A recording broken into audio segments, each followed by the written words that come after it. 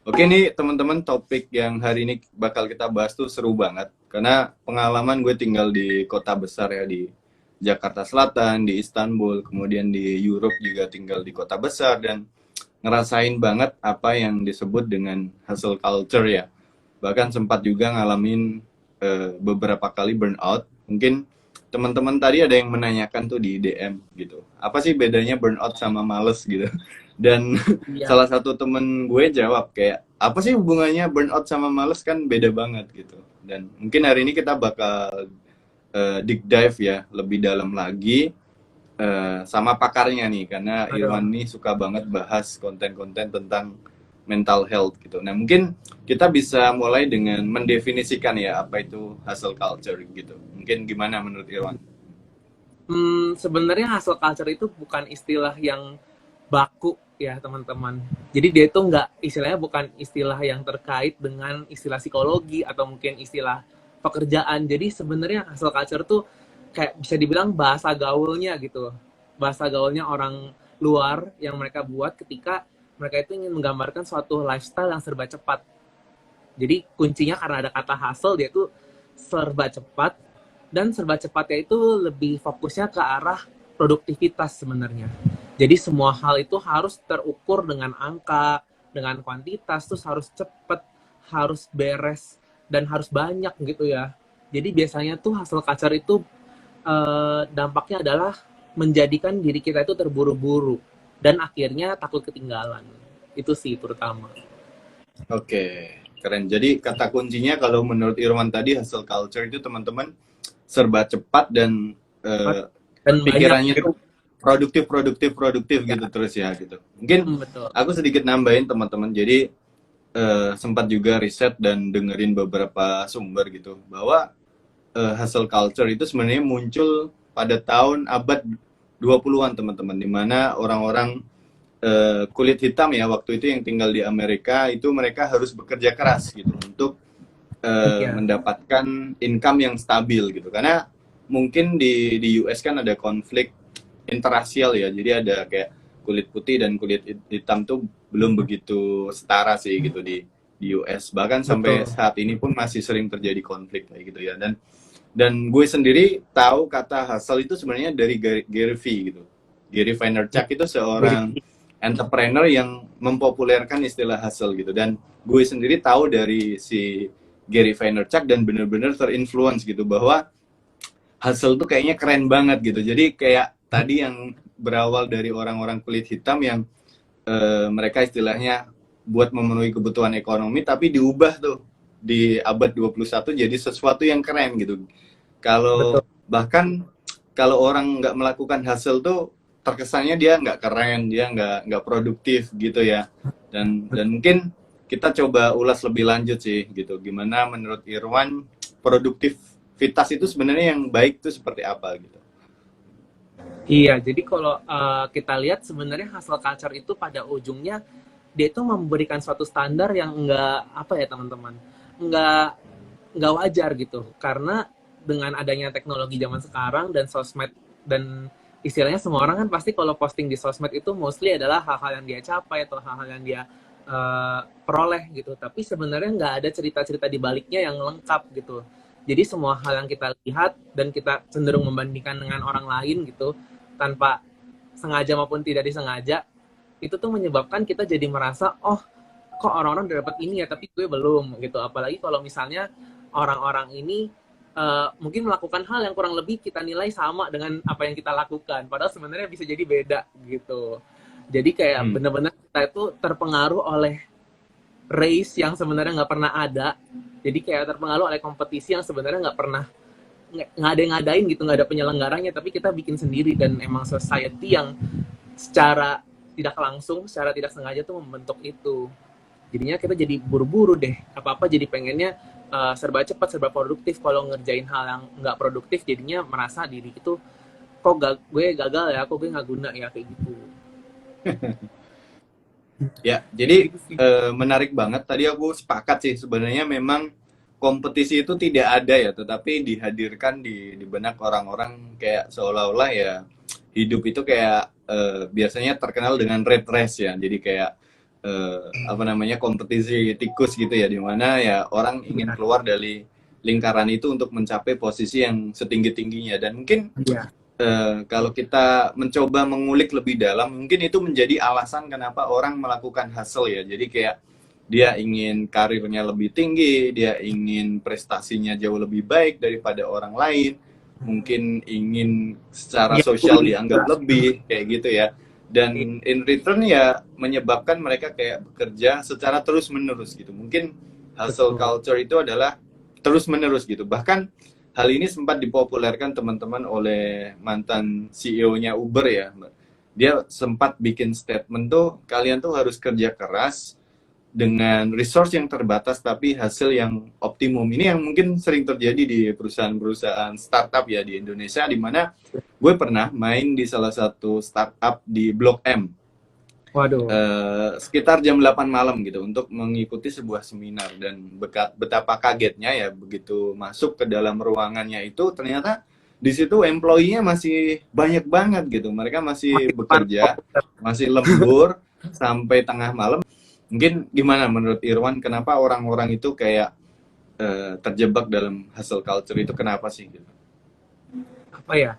Kalau menurutku sebenarnya hustle culture itu banyak penyebabnya sih. Terutama sebenarnya kalau kita lihat tuh yang bangun tuh sebenarnya society. Apalagi zaman sekarang tuh zaman serba ada. Kalau misalnya mau nyari informasi gampang kan. Kalau dulu kan mungkin kita kalau mau nyari informasi misalnya di zaman sebelum ada teknologi kita harus ke daerah dulu atau mungkin kita harus kirim-kiriman surat dulu gitu ya. Bahkan harus ke tempatnya langsung. Tapi sekarang kita kalau mau nyari informasi kita cuma one click away. Pakai HP bisa, pakai komputer bisa, selama ada internet semuanya bisa dapat. Jadi dengan percepatan hidup yang bisa dibilang evolusi juga ya, teknologi kan industrial teknologi itu selalu berkembang dari yang awalnya. Mungkin kalau angkatan 80-an 90-an mungkin bisa ngerasain tuh peralihan dari zaman-zaman masih SMS gitu sampai sampai sekarang tuh udah dulu mau telepon mesti telepon umum, sekarang tuh udah tinggal HP doang. Itu berasa banget kalau ternyata mengumpulkan informasi itu jadi lebih cepat. Sedangkan proses mengolahnya kan manusia. Jadi ya kita tuh jadi kan mempercepat diri dengan tempo yang nggak semestinya. Menurut aku sih dari situ sih. Jadinya kita Hmm, mau nggak mau jadinya sok-sok cepet gitu. Padahal sebenarnya mungkin ya nggak harus gitu. Dan terutama oke. perbandingan perbandingan sama orang lain itu juga membuat kita harus apa ya ngomongnya harus memposisikan diri kita seperti orang lain yang sebenarnya mungkin titik awalnya aja mungkin beda, apa yang dilalui juga udah beda dan lain-lain gitu. Setuju banget sih dengan tadi yang Irwan mention ya tentang perbandingan gitu. Bahkan ada sebuah quote yang sangat menarik ya, bahwa comparison is the thief of joy gitu ya. Jadi kayak membandingkan itu jadi kayak pencuri kebahagiaan kita gitu. Dan itu yang benar-benar gue rasain ya ketika munculnya sosial media ini ya, sebenarnya membentuk komunitas yang ini tadi gitu. Seolah-olah kalau kita lagi kerja kita upload di Instagram Stories, gue lagi kerja nih. Bahkan ketika lembur pun kita update di story ya, kayak buat ngasih tahu ke orang-orang yang biasa kita sebut sebagai social signaling ya, atau market signal gitu, gimana kayak kita mau show off nih kepada orang-orang kayak gue lagi lembur nih. Padahal itu justru sesuatu yang berlebihan gitu, tapi dianggap sesuatu yang baik oleh orang-orang. Dan itu mungkin mindset yang harus kita ubah ya, gimana bahwa sebenarnya bekerja itu bukan satu-satunya hal yang kita lakukan di hidup ini gitu. Kita masih punya keluarga, masih ada teman-teman yang mereka juga butuh support dari kita, dan kita pun juga butuh support dari mereka gitu. Sehingga jangan sampai kita terjebak karena kompetisi yang tadi ya, sebenarnya semu yang memang ada sih gitu di perusahaan itu. Memang kita ada karir-karir tertentu yang ingin kita capai, tapi itu juga bukan satu-satunya tujuan hidup kita gitu. Nah, mungkin eh, untuk selanjutnya, penyebab apa sih gitu? Kenapa hustle culture itu menjadi toxic gitu? Iya, kalau Kenapa Irwan? aku apa ya, tapi ini mungkin sebenarnya opini dari aku juga ya, jadi aku sempat baca-baca juga tapi mungkin nggak pernah, aku tuh jarang benar-benar mencatat banget, tapi biasanya kalau aku terjemahkan lagi biasanya tuh aku mikirnya kalau hustle culture itu menyebabkan kita itu jadi merasa bersalah ketika kita ngambil jeda atau istirahat. Padahal sebenarnya istirahat itu penting banget. Jadi sebenarnya kalau kita ngeliat seseorang mencapai sesuatu, itu mungkin ada beberapa tahap yang kita tuh nggak punya, tapi kita maksain kita harus bisa ngelewatin hal tersebut. Dan akhirnya ya nggak capai. Jadi kita nggak bisa mencapai apa yang kita lihat dari orang lain itu. Dan pada akhirnya kita jadi merasa, oh ya gue harus kerja lebih keras lagi, gue harus berusaha lebih banyak lagi nih. Udahlah jangan begadang, jangan istirahat dulu gitu. Padahal sebenarnya bisa jadi tahapan yang kita lewatin tuh beda kan guys. Jadi kayak emang ada saatnya kita harus sadar bahwa untuk bisa berlari lebih jauh kita perlu berhenti dulu sekali-sekali. Mungkin emang nggak secepat kalau misalnya kita gas terus, tapi ketika misalnya bensinnya habis duluan ya kita akan susah untuk recharge lagi. Itu sih terutama yang menyebabkan hustle culture tuh kayak keren tapi sebenarnya dibalik itu berdampak negatif gitu. Keren, aku setuju banget tadi bahwa yang namanya micro breaks itu penting banget ya, dimana ketika kita kerja gitu kita harus ada jeda-jeda di waktu tertentu. Nah, mungkin teman-teman udah pernah dengar atau familiar dengan yang namanya toxic positivity ya, dan gue sendiri pernah terjebak gitu ketika udah burn out tapi kayak afirmasi ke diri sendiri, yuk bisa yuk, dikit lagi yuk, kayak gitu. Padahal tubuh ini udah bener-bener pegel, kepala ini udah pusing banget, tapi kayak toxic positivity kayak yuk bentar lagi besok udah weekend, yuk bisa yuk hari Jumat yuk gitu. Padahal ketika ya kita udah capek, udah tinggalin tuh semua, bener-bener work hard tapi rest hard juga kayak gitu. Tadi Irwan bener banget dan setuju sih.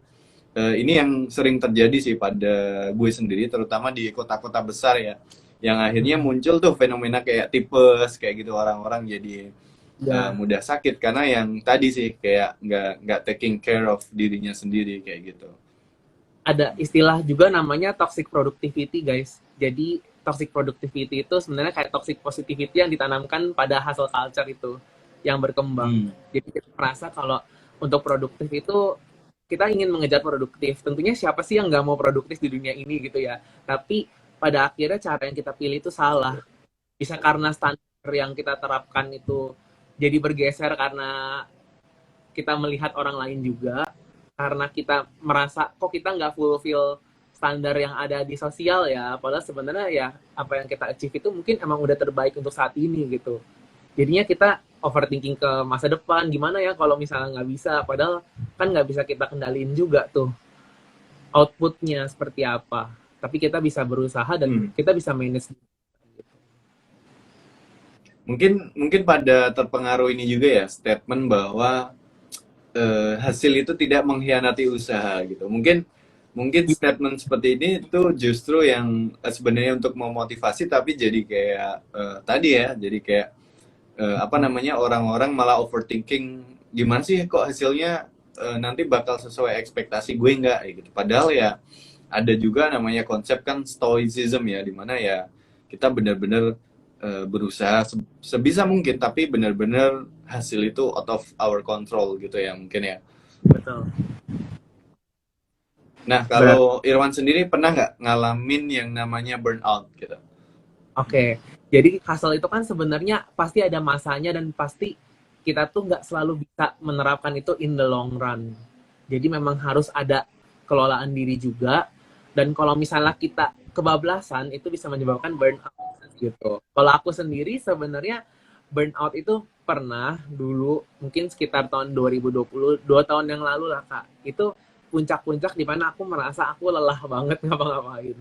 Dan mungkin buat yang belum tahu, burnout itu sebenarnya apa sih yang bedain sama capek, atau burnout itu bedanya apa sih sama males, kayak tadi yang di awal Kak Nuril sempat baca nih, sempat mempertanyakan kembali sebenarnya teman-teman gimana sih cara ngebedainnya.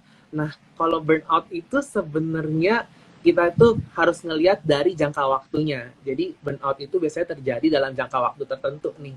Jadi jangka waktu itu maksudnya apa? Jadi burnout itu nggak cuma sekali doang. Kalau misalnya males, mungkin kan kita memang, oh iya lagi males gitu. Tapi kalau burnout itu malesnya tuh berkepanjangan. Jadi misalnya kalau kamu udah malas kayak seminggu gitu ya, atau mungkin lebih, itu kamu masih cari tahu nih apa sih penyebabnya males, atau emang nggak suka, atau mungkin ada pengalaman buruk dan lain-lain gitu. Yang kedua sebenarnya balik lagi sih ke penyebabnya. Jadi kalau misalnya burnout itu kadang kita penyebabnya tuh kita masih bingung karena udah terakumulasi. Jadi biasanya tuh nggak cuma satu penyebab guys, bisa complicated gitu. Mungkin ada penyebab utama tapi itu merembet lagi ke macam-macam.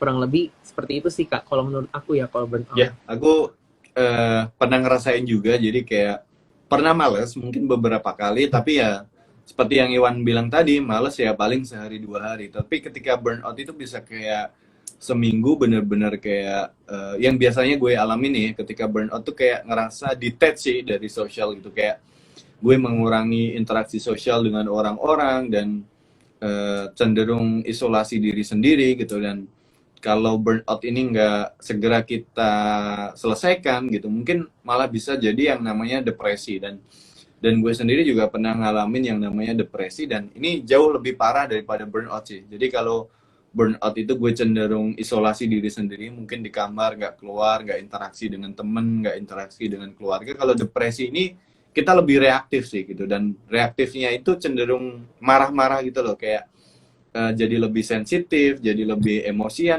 dan itu benar-benar bahaya sih kalau kita benar-benar ada orang-orang yang dia ekspektasi ke kita untuk disupport, justru kita malah marah ke dia dan bahkan emosinya secara negatif, dan itu nggak baik sih kayak gitu.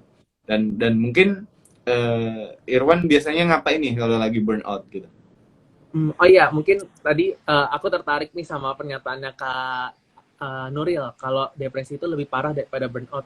Iya, kalau mungkin boleh nambahin sedikit, kalau burnout itu sebenarnya bisa dikategorikan kalau menurut American Psychological Association itu burnout itu sebenarnya termasuk dalam occupational event. Jadi suatu kejadian, suatu masalah yang terjadi dalam konteks pekerjaan. Makanya burnout itu biasanya istilahnya dipakainya buat pekerjaan nih. Nah, tapi burnout itu sebenarnya nggak masuk dalam gangguan kejiwaan teman-teman.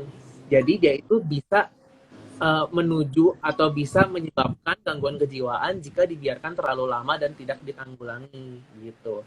Jadi bukan masuk ke dalam gangguan kejiwaan, tapi kalau misalnya nanti dibiarkan terus-menerus, kita nggak cari tahu penyebabnya dan kita nggak coba perbaiki, dia bisa menyebabkan misalnya depresi dan juga akibat yang lain yang buruk gitu. Kalau misalnya burnout itu sebenarnya banyak orang yang suka bilang gini, pasti Kak Nuril dan teman-teman juga pernah dengar kata self healing gitu ya. Aku mau self care, self gitu. Nah, kalau aku pribadi sebenarnya memang self care dan self love itu perlu. Aku pun juga masih melakukan itu, dan aku yakin mungkin kita semua pasti juga pernah ngelakuin itu. Baik caranya apa namanya, misalnya dengan makan makanan enak, atau mungkin kita jalan-jalan, atau mungkin kita nelfon orang gitu ya, dan lain-lain. Tapi sebenarnya ketika kita self care itu, efek yang terjadi itu cuma dalam jangka pendek teman-teman, alias short term. Nah, kenapa aku bilang jangka pendek? Karena sebenarnya yang paling efektif itu adalah selama kita lagi self care itu, kita harus sambil cari tahu juga penyebabnya seperti apa. Apa sih yang menyebabkan kita burnout? Apakah yang menyebabkan itu kita punya standar yang terlalu tinggi, terus kita juga terlalu terbawa oleh pengaruh orang lain, atau mungkin pengaruhnya itu sebenarnya dari sosial kita. Mungkin memang kita sedang terlalu engage atau terlalu istilahnya bermain gitu dengan circle yang mungkin pada akhirnya nggak sehat gitu. Atau bahkan ada juga dampak yang lebih parah lagi, itu misalnya kalau misalnya di kantor atau di tempat kerja itu bisa dibilang penyebab sistemik, Kak. Jadi sistemik itu kayak gimana sih guys? Maksudnya adalah memang tempat kita bekerja, tempat kita berkarya, tempat kita beraktivitas itu menyebabkan kita burnout. Jadi memang kita itu nggak bisa keluar dari sana kecuali, atau kita nggak bisa menyebabkan, kita tidak bisa mengobati si burnout ini unless kita keluar atau sistemnya berubah kayak gitu. Menarik sih yang tentang systemic change tadi, karena memang pergerakan ini sudah terjadi di banyak negara ya, kayak beberapa di Eropa itu sudah menerapkan. Bener banget tadi kalau Iwan bilang, sistem itu yang menentukan kita sih, karena yang sering terjadi tuh kayak kita udah pulang dari kerja tapi kayak tengah malam tuh kadang di WA di grup pekerjaan itu kayak nih besok ada deadline nih atau ini ada revisi nih yang kayak mereka itu kayak nggak ngasih kesempatan buat orang bikin salah yang padahal ya itu udah tengah malam dan tentu saja kalau orang ditekan dari atas itu bakal lebih stres dan apa namanya bingung sendiri jadi bikin overthinking juga. Nah ini yang terjadi di Eropa itu kayak Great Resignation ya, jadi kayak orang-orang tuh pada resign gitu karena mereka udah tahu sih karena ternyata bekerja dari rumah itu doable dan lebih seger juga dan beberapa negara juga menerapkan 4 hari kerja ya. Mereka mulai uji coba bahwa sebenarnya bekerja itu tidak harus 5 hari tapi 4 hari itu juga cukup teman-teman karena ada sebuah penelitian juga bahwa apa namanya lamanya kita bekerja itu tidak menentukan produktivitas kita. Tadi yang sempat Irwan bahas bahwa ada sebuah konsep yang disebut toxic productivity gitu bahwa apa yang sekarang lagi booming di sosial media itu kayak kalau kita bekerja 50 jam sampai 100 jam per minggu itu kan hampir 2 kali lipat ya orang-orang mengira bahwa itu bisa lebih produktif padahal ya namanya manusia butuh istirahat dan output itu tidak diukur dengan berapa lamanya kita bekerja ya tetapi kualitas yang kita berikan pada pekerjaan itu sendiri gitu. Nah, mungkin kalau bagaimana cara mengatasi burnout, kalau gue sendiri sih tadi ya back to our goal sih. Jadi kalau gue pernah ngalamin tinggal di kota besar seperti Jakarta gitu dan yang gue alami bahwa kayak tujuan hidup kita itu yang untuk bekerja padahal that's not true ya. Padahal tujuan hidup kita itu banyak, misalnya untuk memberikan dampak sosial gitu, untuk mensupport orang tua kita, untuk mensupport keluarga kita dan itu nggak ada hubungannya sama sekali dengan pekerjaan gitu. Jadi yang pertama adalah atur lagi prioritas teman-teman gitu. Pekerjaan itu seberapa penting, keluarga itu seberapa penting, teman itu seberapa penting dan yang kedua adalah teman-teman harus visualisasi sih kayak eh, daily itu kalau kan sekarang lagi rame tuh di TikTok kayak a day in my life kayak gitu ya. Jadi kayak visualisasikan teman-teman kayak 1 hari yang ideal buat teman-teman itu seperti apa gitu. Misalnya bangun pagi, ada yang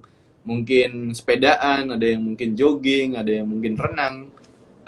Bisa divisualkan seperti itu. Kalau gue sendiri sih biasanya kalau pagi tematik sih. Biasanya misalnya kalau hari Sabtu Minggu renang, terus kemudian hari Senin Selasanya sepedaan kayak gitu. Jadi benar-benar kehidupan yang ideal versi gue atau versi teman-teman itu seperti apa sehingga bisa di-adjust sih. Kalau misalnya gue selalu set sih jam 5 sampai jam 6 sore itu misalnya buat ngopi.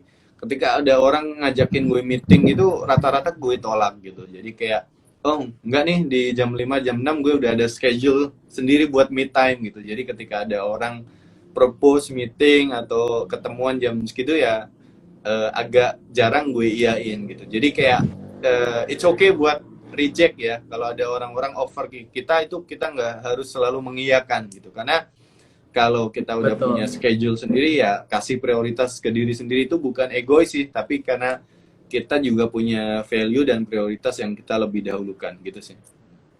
Setuju banget sama Kak Nuril ya. Jadi memang perlu bikin batasan juga nih guys, terutama ketika memang dalam kondisi mungkin kita itu udah lelah dan kita memang butuh waktu untuk istilahnya recover gitu. Karena sebenarnya salah satu penyebab burnout itu juga karena kita itu nggak membiarkan diri kita itu untuk punya ruang sendiri. Jadi kita terlalu membiarkan intervensi dari orang lain. Sama tadi aku juga tertarik nih sama omongannya Kak Nuril terkait yang a day in my life gitu. Nah sekarang ini kan banyak banget nih kayak misalnya kayak konten-konten yang isinya tuh kayak sehari tuh cepet banget gitu. Terus misalnya tiba-tiba bikin apa atau udah jadi gitu ya misalnya kayak gitu. Jadi itu kesannya kayak cepet banget gitu. Padahal sebenarnya kenyataannya itu mungkin butuh waktu jam-jaman atau mungkin hari gitu ya. Tapi kayak kesannya cepet banget dan memang itu perlu diingat lagi sih guys kalau apa yang kita lihat di sosmed itu mostly itu udah diedit atau mungkin ada juga yang nggak diedit tapi sebenarnya itu butuh waktu juga guys. Jadi kita nggak pernah tahu behind apa yang kita lihat itu seperti apa. Termasuk kita ngeliat orang lain, ih dia udah achieve ini atau mungkin dia udah keren banget ya atau mungkin udah mencapai apa-apa tapi sebenarnya ya di balik itu juga pasti adalah hal-hal yang mungkin sebenarnya ya dia nggak nyaman juga ngelewatinnya, atau kita kan never know ya sebenarnya di balik itu ada apa aja sih, kurang Oke, lebih gitu. keren banget. Ya, mungkin kita ke Q&A ya, ada beberapa Iya, boleh, pertanyaan. mari kita baca. Oke, coba aku tampilin satu. Keluar nggak? Tuh. Kak, kalau kita udah di titik burnout, apakah kita harus keluar di dalam Oh pekerjaan iya. tersebut? Gimana, Irwan? Nah, ini pertanyaannya sering banget dibahas nih teman-teman ya. Jadi waktu itu aku juga pernah ngobrolin ini sama beberapa teman aku, dan mungkin beberapa sesi juga di IG Live sebelumnya atau di webinar sebelumnya. Itu aku sempat tanya juga, Kak, emang resign tuh jadi solusi ya gitu kan. Nah, sebenarnya bisa dibilang kalau menurut aku pribadi iya sih. Jadi kayak ketika memang satu tempat itu sudah tidak bisa menyiapkan atau menyediakan safe space buat kamu untuk berkembang dan berkarya juga, lebih baik coba tinggalkan. Tapi balik lagi nih teman-teman, kita cek dulu safety net kita udah seberapa. Istilah safety net itu sebenarnya lebih ke ekonomi sih, tapi bisa masuk juga buat kondisi fisik dan mental kita juga. Jadi kayak kalau misalnya kamu pindah, apakah kamu sudah punya potensial tempat baru gitu ya? Atau mungkin kamu udah punya backup plan, kamu udah bisa punya dana daruratnya juga penting loh. Maksudnya walaupun kita ngomongin soal kesehatan mental, tapi menurutku kesehatan fisik itu juga penting, dan juga istilahnya state kita sebagai orang yang hidup dan nggak muluk-muluk, kita juga butuh uang, butuh makanan, butuh tempat tinggal, butuh memenuhi kebutuhan juga. Itu tuh nggak boleh kita kesampingkan teman-teman. Jadi ya balik lagi, ngecek dulu nih, oh iya kondisinya seperti apa, udah oke belum gitu. Dan kalau misalnya safety net kita oke, ya kenapa nggak resign aja, kenapa nggak cabut aja gitu. Kayak we deserve better gitu. Jadi kayak diletet lagi tapi ke safety netnya.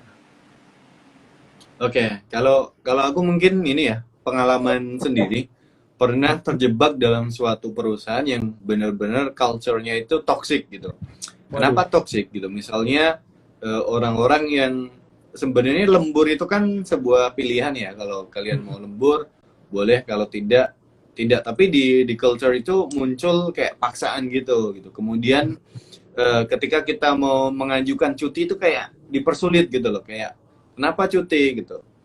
Bahkan ketika kita mau ngambil cuti kayak lebih dari 1 hari, misalnya di hari Jumat, itu kayak jadi pertanyaan, kenapa cuti di hari Jumat? Kayak dia nggak rela banget kita punya long weekend di Jumat, Sabtu, Minggu, dan menurut gue itu udah toxic banget. Dan karena gue sempat jatuh di suatu lingkungan yang seperti itu, maka waktu itu belum sempat apply di tempat lain sih. Jadi kayak ya udah deh resign dulu, karena Cabut aja. percaya dengan sebuah mindset yang disebut mindset keberlimpahan sih. Jadi kayak sebenarnya nggak, ya tadi sebenarnya kompetisi itu ada, tetapi masih luas kok opportunity kita di luar sana kayak gitu. Dan ya alhamdulillahnya sekarang nih di tempat yang sekarang ketika kita mau cuti bahkan ngambil seminggu 2 minggu itu nggak ditanya gitu, bahkan langsung di Iya. approve. Dan itu benar-benar healthy culture sih kayak gitu. Bahkan cutinya itu nggak cuma 12 teman-teman, bisa sampai 1 bulan ya. Jadi tergantung negosiasi teman-teman gitu. Kalau mungkin rata-rata di Indonesia kayak cuti itu 12 hari, tapi ini bisa lebih, bisa dapat hampir 1 bulan teman-teman. Dan ini mungkin jadi suatu pertimbangan buat teman-teman yang mencari pekerjaan di luar sana gitu. Next ya. Setuju. Nih ada lagi. Kalau kita tahu sahabat kita lagi burnout sampai nggak fokus berkendara, mesti gimana kitanya ya gitu. Nah ya, sebelumnya mungkin gini kali ya, kalau kita tahu teman kita burn out, mungkin coba kita reach out dulu teman-teman. Jadi kita tanyain sekarang kondisinya gimana. Karena nggak banyak orang tuh bisa berani untuk ngobrol sama orang lain. Karena sebenarnya banyak banget stigma yang masih melekat ketika kita itu mencoba untuk, istilahnya tuh bahasa Inggrisnya vulnerable. Kalau bahasa Indonesianya tuh kayak istilahnya terlihat lemah gitu, atau terlihat rentan, terlihat sedang nggak bisa melakukan satu hal atau tidak bisa mencapai suatu hal gitu. Nah dari situ sebenarnya memang kita sebagai teman atau sebagai sahabat dalam konteks ini, ketika kita merasa kita udah cukup dekat dan kita enak gitu ya buat nanya, kita tanya aja kayak sama dianya tuh kayak gimana, kondisinya kayak gimana, what do you feel gitu. Karena banyak orang yang ketika dia di approach gitu dia baru berani ngomong, itu satu. Tapi perlu diingat lagi ya, tadi aku di awal sempat sharing sedikit kalau burnout itu sebenarnya bisa nge-lead atau bisa menyebabkan gangguan kejiwaan atau misalnya kita sebutnya gangguan kesehatan mental gitu ya. Tapi kita perlu ingat kalau kita ini, termasuk aku juga sebenarnya kita awam gitu. Jadi kita tuh perlu mencari profesional kesehatan mental. Jadi kita nggak boleh self-diagnose. Jadi kita harus aware sama diri kita, tapi hindari untuk memvonis diri kita mengidap sesuatu. Jadi kalau misalnya ada orang yang bilang, misalnya, aduh gue depresi nih gitu, atau mungkin gitu. Nah, sebenarnya udah bagus kita udah punya kesadaran tentang hal itu. Tapi ada baiknya kita itu berkonsultasi pada ahli sehingga kita bisa mastiin, oh iya emang sebenarnya aku tuh apa sih yang terjadi pada diriku gitu. Dan mereka mungkin punya panduan yang udah tersertifikasi juga ya untuk bisa memastikan atau mungkin memberikan cara bagaimana caranya kita menanganinya gitu. Karena banyak banget nih Oke. ntar jadinya romantisasi gitu kayak aduh depresi padahal sebenarnya mungkin enggak atau mungkin malah kalau misalnya yang ini ya kalau yang nakal mungkin malah jadinya berlindung di balik nama mental health gitu ngeluarin kartu mental health aduh gue lagi stres nih lagi depresi jangan ganggu gue padahal mas sebenarnya pengen kabur dari tanggung jawab nanti kayak gitu tuh. Nah itu harus agak hati-hati sih teman-teman, ada baiknya ke profesional. Ini aku ada cerita nih yang relate dengan pertanyaan ini. Jadi tetanggaku beberapa waktu yang lalu nih teman-teman. Jadi dia itu punya usaha gitu, bisnis jual beli komputer second ya gitu. Dan waktu itu mereka berdua naik motor dari daerah Solo menuju ke Ngawi ya, daerah Jawa Timur situ gitu. Kemudian ketika udah sampai gitu, dia udah ngambil komputernya itu. Ketika mau balik ke daerah Solo, sebenarnya si temennya yang bawa motor itu dia udah capek gitu. Ya mungkin burnout gitu ya, udah apa namanya bekerja seharian gitu. Dan temennya yang belakang ini sebenarnya dia udah aware gitu. Dia bilang, udahlah kita mending istirahat dulu di hotel kayak gitu. Karena dia pun udah capek gitu. Tapi si temennya itu maksa, enggak eh, pulang aja gitu walaupun malam biar besok kerja udah seger lagi gitu. Dia mikirnya gitu. Dan apa yang terjadi malah mereka kecelakaan gitu dan akhirnya si orang ini meninggal gitu. Satu orang itu meninggal dan itu bahayanya bisa sefatal itu teman-teman. Apalagi ini dibilang sampai nggak fokus berkendara ya. Jadi mungkin ketika benar-benar udah ngerasa capek itu istirahat. Ini sering banget terjadi ya karena gue tinggal di Jakarta dan setiap tahun itu biasanya mudik ke Solo ya naik jalur darat dan Kakak itu lewat tingkat jalur dan kecelakaannya tinggi banget gitu. Karena nyetir memang sendiri gitu kak. ya Waduh. karena mm-mm. Jadi karena memang kayak ya macet berjam-jam itu benar-benar menguras mental gitu. Bahkan sampai ketika kita udah turun dari kendaraan tuh kayak kepalanya tuh kayak masih gerak-gerak aja gitu loh. Sampai segitunya sih efek dari traffic yang panjang banget itu. Ini ada pertanyaan lagi dari Mas Dipta. Bagaimana cara untuk menyingkirkan pikiran untuk stigma negatif? Gitu. Kalau untuk stigma negatif ya, sebenarnya banyak banget orang yang menstigma orang yang nggak kuat hustle gitu ya. Orang yang memilih untuk santai aja gitu misalnya. Itu tuh bagaimana cara menampiknya atau mungkin tetap menjadi diri sendiri aja gitu. Dengan pace kita sendiri, dengan kemampuan kita sendiri dan apa yang kita pengen lakuin. Mungkin balik lagi sih ke bagaimana caranya kita itu, tadi kan kita sempat nyinggung tentang stois ya, tentang dikotomi kendali. Itu penting banget teman-teman buat tahu apa yang bisa kita kendalikan sama yang enggak.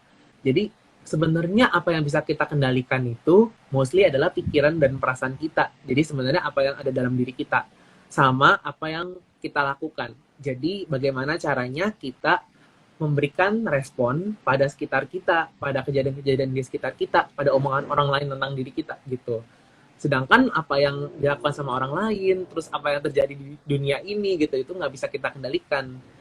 Tapi sebenarnya kita perlu ingat teman-teman bahwa ada titik di mana pertemuan antara dua hal itu. Jadi ada hal yang sebenarnya bisa kita usahakan sehingga kejadiannya seperti apa yang kita mauin atau kita lakukan gitu. Nah, ketika kita melakukan dikotomi kendali ini, apa hubungannya sama stigma dan hustle? Ya jadinya kita tahu kalau stigma itu adalah hal yang nggak bisa kita kendalikan. Jadi stigma itu datangnya dari luar teman-teman. Dan kadang tuh kita selalu berusaha untuk kita yang mengubah gitu. Padahal sebenarnya pada saat kita lihat yang kita bisa lakukan itu bukan mengubah stigma itu, tapi bagaimana kita ngerespon terhadap stigma itu sehingga ya udah deh jadinya uh, gue tetap bisa berpendirian sendiri. Jadi nggak terlalu terpengaruh oleh stigma-stigma negatif itu. Jadi ya long story shortnya itu adalah atau pendeknya adalah cara menyingkirkannya adalah sadari bahwa stigma itu nggak bisa kita ubah sedemikian rupa. Orang lain kalau mau ngasih stigma ke kita itu suka-suka dia, tapi bagaimana kita ngerespon itu masih full di bawah kendali kita kok. Gitu.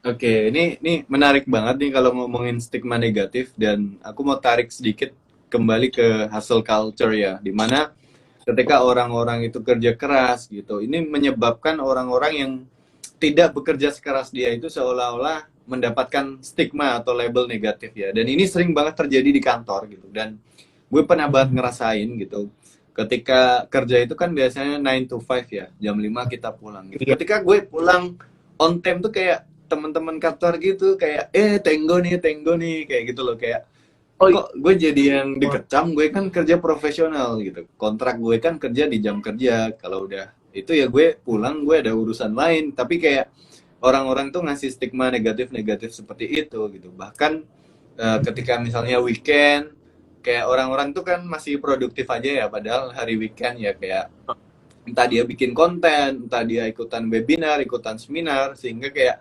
orang-orang yang pergi ke sinema, ke bioskop tuh kayak pergi ke kafe buat sekedar ngopi tuh kayak diklaim, lo kok buang-buang waktu gitu sih, padahal ya kembali lagi ini hustle culture-nya malah berubah jadi toxic gitu, yang awalnya bagus banget kayak tadi kan kita bahas buat orang-orang yang masih hidup di bawah standar, mereka mencoba naik ke atas gitu untuk level up kehidupannya mereka, dan itu kan bagus banget gitu, sampai akhirnya malah jadi kayak kompetisi yang sebenarnya semu, yang sebenarnya nggak ada kayak gitu. Dan seperti yang Iwan bilang tadi sih, kayak itu mindset kita harus lawan sih. Jadi kayak it's okay kok kalau gue kerja pulang tenggo, it's okay kok kalau setelah kerja di perusahaan gue di rumah rebahan nonton TV, hangout dengan temen, dengan keluarga, it's okay kok, itu nggak masalah kayak gitu. Dan bahkan di weekend pun kita istirahat, itu juga nggak masalah gitu. Tapi sebenarnya ada satu poin yang pengen aku bahas juga deh sedikit. Ini gimana kalau misalnya ternyata kita lebih hasil dari orang lain. Nah itu tuh kadang-kadang kan uh, ada kondisi di mana mungkin orang lain tuh menilai kita tuh lebih hasil dari mereka gitu ya. Itu sebenarnya menurut aku hasil atau enggak itu sebenarnya harus balik lagi ke masing-masing sih. Karena ada beberapa orang yang memang mungkin punya kapasitas mengerjakan kegiatan A lebih dari yang lain. Tapi aku yakin orang lain juga pasti ada kemampuan masing-masing lah. Jadi mungkin ada orang yang lebih kuat ngomong depan umum lebih banyak, ada orang-orang yang lebih kuat misalnya menggambar lebih banyak daripada orang lain, ada yang lebih kuat lagi misalnya nulis atau mungkin masak, ngedesain dan lain-lain. Itu banyak sebenarnya. Kapasitas tiap orang tuh beda-beda. Cuma yang jadi toksik itu adalah ketika kita mulai ngebanding-bandingin, terus gimana caranya kita bersikap terhadap perbandingan itu yang mulai perlu diingat sih teman-teman. Jadi ketika kamu memang merasa kamu bisa dan kamu punya tenaga yang cukup, kamu udah mempertimbangkan semua hal gitu, dan kamu pengen melakukan hal itu ya silakan aja gitu. Cuma ya tahu risikonya juga dan melakukannya secara sadar gitu. Karena biasanya hasil culture tuh secara nggak sadar masuk gitu. Padahal sebenarnya kita bisa kendalikan gitu. Ya, aku setuju banget sih, itu pernah ngerasain sendiri gitu, karena pernah studi di Asia gitu, dan juga pernah studi di Eropa gitu. Dan kebiasaan nih orang tua dan lingkungan kita, misalnya gue dapat matematika 90 dan ada temen yang mendapatkan 100 tuh kayak itu anaknya tetangga dia bisa kok matematikanya dapat 100 gitu. Tapi ketika di Eropa itu kayak nobody cares gitu loh, kayak yang penting gue bisa ngerjain apa yang bener-bener gue passionate. Kalau matematika gue biasa aja, tapi karena gue misalnya suka menggambar, di kelas seni rupa itu gue dapat 100, gue udah happy banget gitu, nggak peduli di matematika yang tadi kayak gitu. Tapi apa yang terjadi di kultur Asia ini ya, yang sering terjadi adalah itu tadi, comparison, padahal ya kita nggak really care gitu sebenarnya gitu. Iya bener banget tuh kak. Ada pertanyaan lagi nih kak kayaknya. Ada nih, masih lumayan banyak. Ini nih, ada lagi nih, bagus. Yang mana nih Kak? Itu udah muncul di screen belum? Loyalitas terhadap perusahaan dipertanyakan. Kalau kita tidak full day untuk perusahaan daripada kehidupan pribadi. Ini menarik ya sebenarnya. Tapi ini salah satu hal yang tadi aku sempat sebut di penyebab burnout ketika hustle culture itu mulai melanda gitu ya. Karena biasanya uh, perusahaan itu yang baik harusnya juga bisa melihat well-being karyawannya. Jadi mungkin kalau di kantor aku sendiri, tapi ini bukan pamer ya guys. Jadi sebenarnya kita tuh bahkan udah ada menyediakan jasa konseling juga gitu. Jadi kita ada kerjasama sama apa namanya penyedia psikolog gitu. Jadi memang sebenarnya itu tuh juga harus penting. Jadi ketika yang dibilang loyalitas itu sebenarnya biasanya tuh suka dikaitkan dengan kamu tuh harus terikat gitu ya. Terikat istilahnya kamu nggak boleh punya urusan lain, kamu cuma boleh urusin kerjaan aja. Padahal sebenarnya ketika seseorang diberikan kesempatan untuk bisa berkembang di luar gitu ya, maksudnya nggak cuma ngurusin kerjaan aja yang di dalam perusahaan, itu apa yang dia bisa give back ke perusahaan itu justru lebih besar karena diberikan kesempatan belajar yang lebih luas gitu dan juga kesempatan untuk ngembangin diri. Sebenarnya aku juga bisa mikir sih kayak perusahaan mungkin takut ntar dia nemu perusahaan yang lebih bagus jadinya pindah atau mungkin malah jadinya ditarik sama yang perusahaan lain atau kompetitor bahkan. Tapi I guess justru dengan cara membuat seseorang itu menjadi terkekang di sebuah kantor gitu, sebuah tempat doang, justru dia jadi nggak berkembang lagi, justru bukan jadi loyal, itu cuma jadi royal doang, nggak mendapatkan apa-apa gitu. Kalau mau loyal ya perusahaannya harus bikin sistem yang oke dong, yang bisa mesejahterakan dan juga menumbuh kembangkan daripada cuma sekedar maksa gitu kan. Oke, setuju banget sih. Jadi memang ada salah satu statement tuh dari Simon Sinek ya. Jadi salah satu leader lah di dunia bisnis yang dia menyebutkan bahwa sebuah perusahaan tuh harusnya menempatkan people gitu sebagai salah satu tujuan utama dia membangun bisnis tersebut gitu. Dan ini benar-benar yang sama kayak Irwan tadi di perusahaan tempat gue bekerja saat ini, berkarya saat ini, itu salah satu OKR ya. Jadi kita punya 3 objektif gitu, KPI, dan salah satu KPI-nya itu tentang people gitu. Gimana membuat orang-orang yang di dalam perusahaan itu lebih happy gitu, lebih bisa loyal terhadap perusahaan. Dan salah satunya yang tadi Irwan bilang, mereka juga menyediakan konseling, dia kasih apa namanya sesi gitu untuk curhat kepada terapis gitu jika terjadi suatu masalah gitu. Dan bahkan di setiap bulan itu mereka ada budget untuk melakukan kayak engagement gitu loh, activity kayak kita tuh di sini nggak cuma kerja gitu. Kalau teman-teman mau bikin kegiatan, kita ada kok dana. Misalnya di kantor gitu, kita pernah painting bareng gitu. Kemudian kita pernah main game bareng. Itu benar-benar pakai dana dari perusahaan. Kita dikasih makan, dikasih minum gitu. Dan bahkan sesekali kita juga pergi lunch bareng gitu. Dan itu disponsori oleh perusahaan. Dan itu benar-benar ngebuat orang itu happy dan in return malah lebih loyal pada perusahaan tadi ya.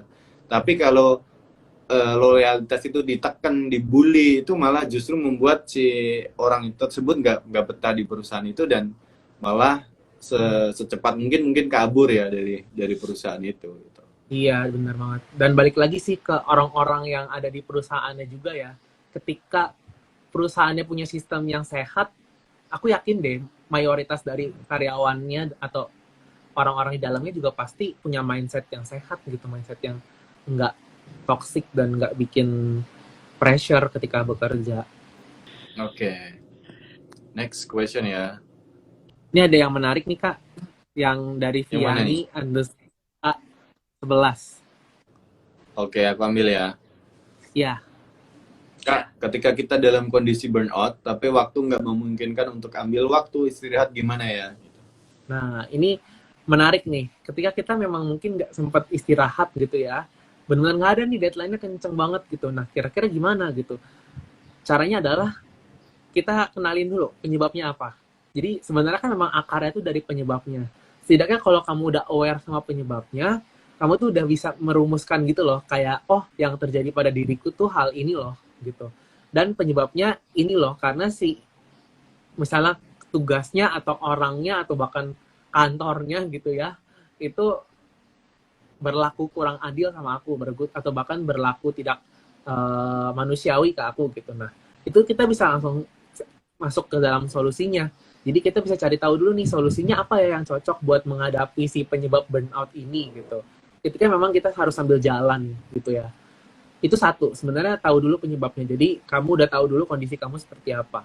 Lalu yang kedua, sebenarnya paling enak itu adalah kita nyari bantuan sama orang lain sih. Nyari bantuannya tuh bukan untuk kayak ngegibah atau ngegosip atau ngebenci gitu ya, tapi lebih ke bagaimana caranya unek-unek kamu tuh nggak dipegang sendiri.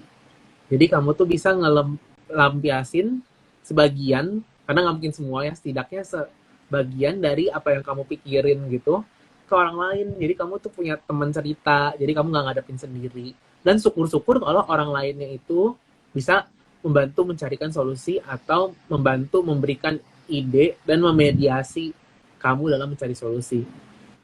Menurut aku dua itu yang paling gampang sih ketika waktu nggak bisa memberikan kita. Jadi yang bisa dilakukan sambil bertahan itu apa ya, sebenarnya dua hal itu sih. Maksudnya semoga sih ada ya kalau yang teman atau mungkin orang yang bisa dipercaya gitu. Tapi setidaknya nomor satu itu harusnya kita bisa lakuin secara mandiri gitu. Dan kalau udah parah banget sampai mempengaruhi kehidupan kamu sehari-hari, cari pertolongan profesional juga boleh. Itu ketika memang taunya kapan, ketika kita mesti mencari pertolongan dari luar, dari profesional gitu ya. Mungkin ketika memang udah mengganggu kehidupan kita sehari-hari. Jadi di luar kerjaan pun itu mengganggu. Kamu mau tidur jadi pikiran, kamu mau makan kepikiran, kamu mau ini kepikiran, itu sebaiknya minta cari pertolongan gitu. Oke, aku jadi ingat sebuah statement nih yang biasanya ditanyakan, terutama dalam budaya culture startup ya, dimana kayak orang-orang tuh nanya, mana sih yang lebih penting antara kualitas dan deadline gitu. Jadi kayak kita dijebak nih antara kualitas sama deadline, dan ini relate banget sih dengan biasanya kita itu suka banget burnout karena udah deket dengan deadline tersebut gitu. Dan kalau kita pakai mindsetnya si startup, biasanya dia kayak better kualitasnya nggak begitu bagus tapi masih tetap on time gitu. Jadi mungkin kalau teman-teman yang kerja di startup mungkin ini sering terjadi ya, kayak oke lah kualitasnya nggak gitu-gitu bagus, nggak apa-apa, yang penting masih on time. Tapi di perusahaan tempat gue bekerja saat ini gitu, kita kayak ketika lo dalam kondisi yang lagi nggak bener-bener baik, ya udah lo lebih penting gitu loh. Jadi kayak lo istirahat dulu, lo istirahat aja, ambil cuti di rumah, kehidupan pribadi lo lebih penting. Dan kalau memang ini nggak bisa on time, ya udah kita delay gitu, bukan kita cancel sih, tapi lebih kita delay. Jadi kayak masih win-win solution gitu loh. Jadi kayak orangnya masih sehat dan target kerjaan kita juga masih bisa dikerjakan walaupun ada delay di sana. Dan yang lebih penting sebagai leader, kita jangan kasih punishment ya, tapi ini jadikan sebagai pembelajaran gitu. Mungkin dievaluasi lagi kenapa sampai timnya itu bisa burnout. Mungkin deadline-nya terlalu mepet, mungkin resource-nya nggak cukup, mungkin kayak subtask-nya itu banyak banget tapi kayak tim yang support itu masih kecil kayak gitu. Jadi bisa jadi bahan evaluasi biar nggak terjadi burnout lagi ke depannya gitu.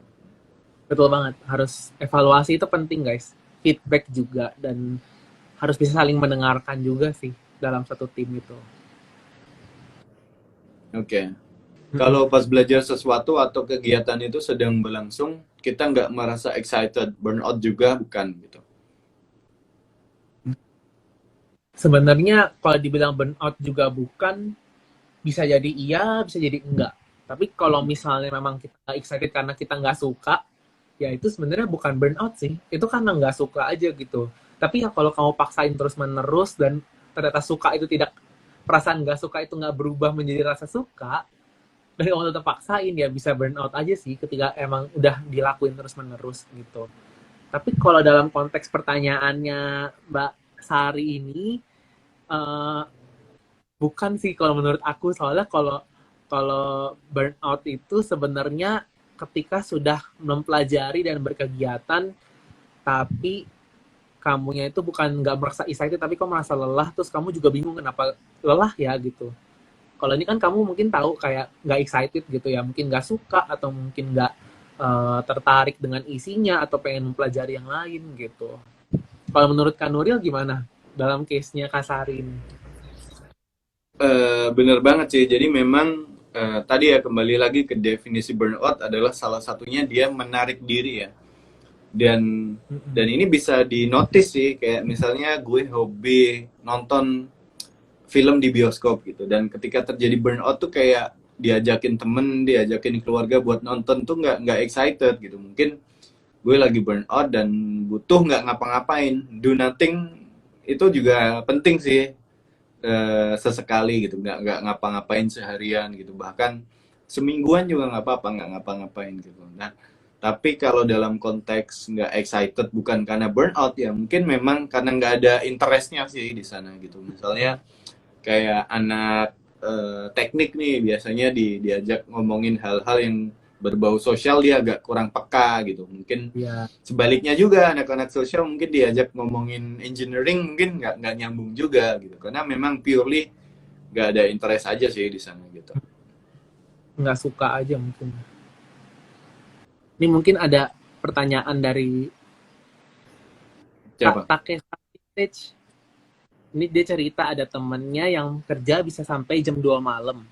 Tapi dia bersikeras nih kalau kerjaannya dia memang kayak gitu. Jadi dia kerja di Hmm. kalau agensi sih emang tuntutannya mepet-mepet ya. Aku punya teman yang kerja di agensi, mungkin kan Nuril juga pasti punya lah ya gitu ya. Kerjanya tuh waktunya mepet nih teman-teman, mungkin yang nggak tahu kerja agensi itu dia itu biasanya kayak ngatur postingan sosmed, ngatur jadwal iklan, ngatur jadwal misalnya kayak dia mau posting apa, mau ngadain apa, itu tuh kan tiap hari ada dan jamnya juga kayak terjadwal banget nih, kalau miss langsung kayak kena omel gitu kan, tanggung jawab ke kliennya juga. Kalau dari aku sendiri sih, menurut aku selama orangnya menyanggupi dan dia udah sadar dengan batasannya dia gitu, jadi kita perlu ngingetin di situnya aja sih, kayak yakin nggak kenapa-napa gitu. Sekarang lu ngerasanya gimana kalau dia bersikeras dia kuat dan kita melihatnya juga dia kayaknya fine-fine aja, atau mungkin dia bisa istirahat di waktu lain, mungkin ada aja kan yang mungkin tidurnya sampai jam 2 pagi tapi mungkin bangunnya jam 12 siang gitu ya. Jadi kayak mungkin ada yang kayak gitu ya.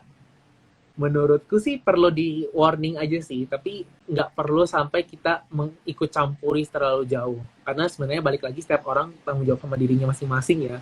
Dan harusnya sih ketika udah beranjak dewasa dia lumayan bisa, udah tahu lah bagaimana caranya. Jadi nggak perlu kita ikut campurin banget. Kecuali dia ngomongnya nggak apa-apa, tapi ternyata fisiknya tuh nggak sesuai dengan apa yang dia omongin nih. Atau sikapnya nggak sesuai dengan Hmm. apa yang dia tunjukkan gitu ya. Karena kan misalnya mulut sama hati sama penampilan beda. Ketika itu ya kita harus ngomong kayak, iya ini, tapi katanya lu capek deh gitu, yakin gak gitu kan. Jadi kayak kita kasih advice dan kita memperingatkan gitu.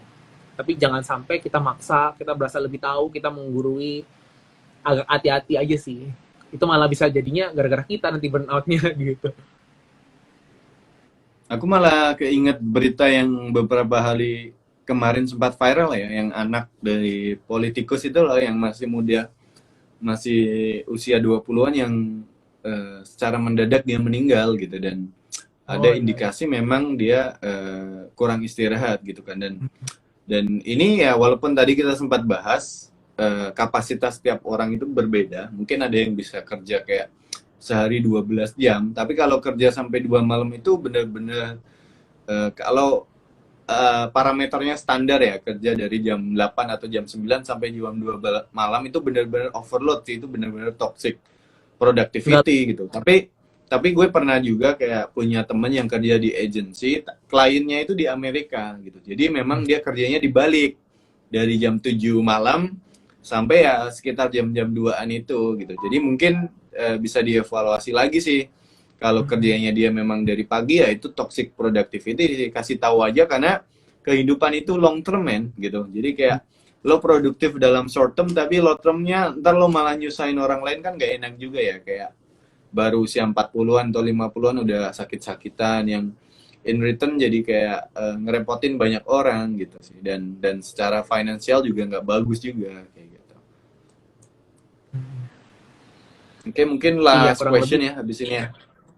ya, yang mana Last question. Ini kira-kira Kak nih, Nuril mau dari Mas, apa nih? ada yang bagus tapi nggak bisa ditampilin sih gitu. Oh Ini ya, aja nggak deh. apa-apa. Tuh, Kak, burnout sebagai wanita karir yang juga ngurus rumah itu drama atau emang wajar ada?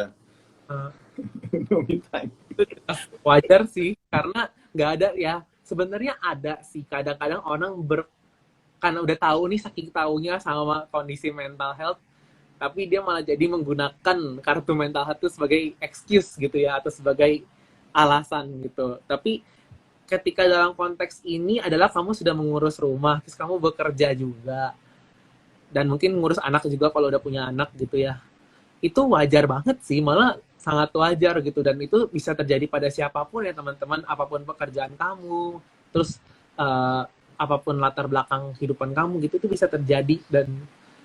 Dan apalagi dia bilang no me time, ya iyalah gitu, karena ketika kita udah terlalu banyak engage dengan orang lain, ya kita juga butuh waktu untuk bisa nge-recharge lagi diri kita sendiri gitu. Karena kalau dia bilang nggak ada me time, itu berarti kita nggak ada batasan untuk diri kita sendiri, dan itu lumayan bahaya ya gitu. Jadi ya nggak sama sekali drama nih, uh, buat Kak Kairin Safa gitu ya, itu nggak sama sekali drama kok, dan itu wajar. Oke, kalau dari aku sih tadi ya sempat kita bahas di awal yang namanya priority sih. Jadi kayak kalau ini yang namanya burnout mungkin dia udah di luar kapasitasnya ya, mungkin ya. Jadi bisa diatur ulang lagi, mana sih yang lebih penting gitu. Jadi wanita karir atau ngurus rumah gitu. Karena nggak, sebenarnya mindset ini juga penting sih. Nggak ada yang salah kok kalau namanya wanita itu mengurus rumah gitu. Karena mungkin dari sisi si cowoknya itu udah mencari nafkah gitu, jadi kayak dia udah bekerja keras, kecuali si cowoknya itu ada masalah, dia nggak dapat job gitu, jadi kayak keduanya harus kerja gitu, atau pendapatan si cowok itu masih kurang, jadi si ceweknya harus bantuin kayak gitu. Jadi kayak tujuan kamu untuk jadi wanita karir itu apa gitu, kalau untuk ngebantu rumah tangga karena case-nya tadi si cowoknya ternyata masih belum secara finansial bagus, jadi kamu bisa support sih gitu. Karena terus kalau untuk ngurus sebenarnya banyak case untuk keluarga gue dan beberapa teman-teman gue itu mereka sewa asisten rumah tangga sih. Jadi kayak untuk pekerjaan kayak ngerapiin rumah, masak itu sesekali bisa pakai jasa-jasa seperti itu sih. Kalau misalnya nggak mau ambil bulanan bisa kok ambil misalnya Gojek, itu dia juga ada services kayak Go Clean ya, jadi bisa dipanggil buat ngebersihin rumah dan itu per jamnya terjangkau, masih sekitar 100.000 teman-teman. Kalau di daerah Jabodetabek, setahu gue bisa ada yang Go Clean tadi, dan gue sempat sering banget pakai itu kayak sebulan sekali buat ngebersihin. Dan kayak belanja rumahan juga kayak ada servis-servis banyak kan, kayak ada sayur box yang kita bisa nggak perlu lagi ke pasar, dia yang nyariin kayak bahan-bahan kayak gitu sih gitu. Jadi kayak pintar-pintar aja atur prioritas. Ini apalagi kalau wanita karir berarti suaminya asumsinya bekerja juga, jadi kayak income-nya pasti lebih besar kan ya, jadi kayak alokasiin dikit lah buat ngebantuin rumah tangga gitu. Iya sih, aku setuju juga, kayak eh, nggak perlu sampai, kadang tuh mikirnya kayak sayang uang gitu, sayang duit, tapi sebenarnya kadang-kadang memang ada momen dimana kita perlu sacrifice juga sih. Sama mungkin bisa juga mungkin mencari peluang karir lain yang mungkin bisa memungkinkan eh, ibu ya berarti, atau wanita karir ini untuk kerja di rumah gitu misalnya, atau mungkin cari opsi-opsi lain. Jadi sebenarnya burnout itu sebagai tanda juga sih guys, ada sesuatu hal yang mungkin perlu diperbaiki, dan mungkin entah cara kamu mengurus rumah, atau mungkin cara kamu melakukan pekerjaan kamu sekarang, tempat kerja kamu atau lingkungan rumah kamu, itu bisa kita coba lihat lagi nih, apa sih yang membuat aku burn out gitu. Karena dengan kadar yang pas, dengan lingkungan yang sehat, dan semuanya sesuai dengan kapasitas kita, harusnya sih nggak sampai burn out ya. Capek mungkin iya, tapi burn out bisa diatasi sebelum sampai ke burn out itu sih, capek. Oke, mungkin closing statement nih sekalian kita tutup, Irwan. Ya, jadi Makasih yang udah nonton, buat teman-teman semuanya. Mungkin closing statement dari aku sih, di masa pandemi ini sangat meningkat ya sebenarnya risiko kita untuk bisa terjadi burnout dalam diri kita. Cuma mungkin perlu disadarin lagi teman-teman bahwa pada saat ini sebenarnya dengan bertahan hidup aja tuh udah oke banget gitu. Karena biasanya burnout itu kan terkait dengan pekerjaan, terkait dengan achievement, dengan productivity. Ya mungkin kamu ada saatnya di mana kamu bisa ngegas, dan kamu boleh kok kalau mau ngegas juga selama kamu tahu kapasitas kamu, tapi tahu juga ya cara untuk ngerem, karena banyak orang yang udah ngegas terus remnya tiba-tiba blong nih, nggak tahu gimana caranya, dan that's why harus bisa atur-atur diri juga. Gitu sih kalau dari aku.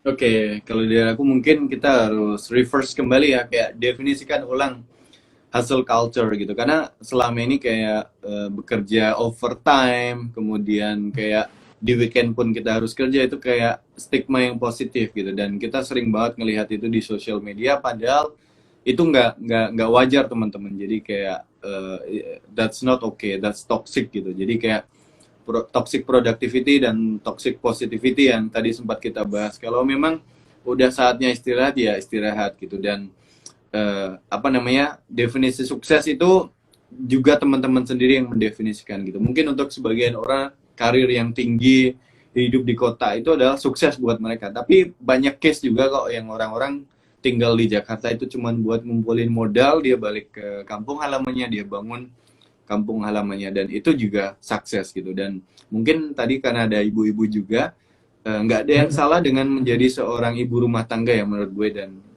itu benar-benar job yang tiring gitu, menjadi ibu rumah tangga, taking care the house and the children, itu juga sebuah pekerjaan yang mulia gitu, nggak ada yang salah juga gitu. Oke, thank you semua, tetap Oke, sehat ya. Thank you Ron.